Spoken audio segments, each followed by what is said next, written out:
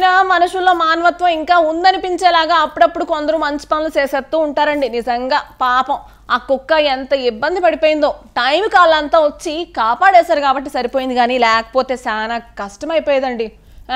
కష్టాల్లో ఉన్న వాళ్ళకి సాయం అందించేస్తే మనకు కూడా ఏదైనా కష్టం వచ్చినప్పుడు ఎవరో ఒకరు సాయం చేస్తారండి.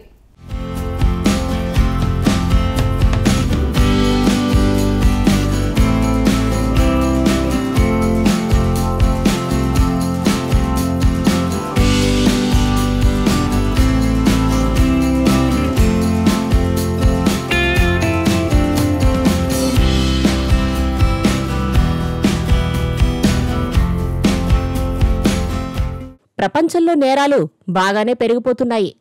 మనుషులను మనుషులే చంపేసుకుంటున్నారు. కొందరు రాక్షసుల్లో ప్రవర్తిస్తున్నారు.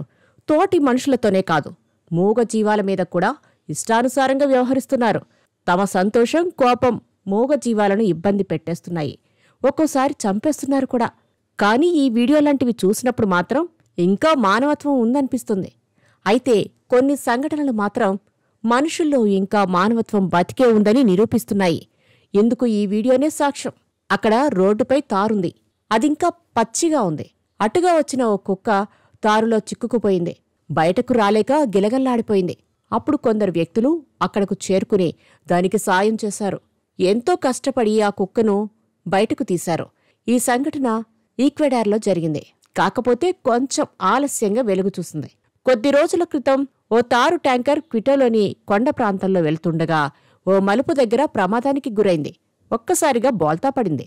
అప్పుడు ట్యాంకర్లోని తారు రోడ్డుపై పడిపోయింది. ఆ తారు గురించి ఎలాంటి ఐడియా లేని ఓ కుక్క పరిగెత్తుకుంటూ వెళ్తూ అందులో ఇరుక్కుపోయింది. తారులో చిక్కుకున్న ఆ కుక్క బయటకొచ్చేందుకు చాలా ప్రయత్నాలే చేసింది.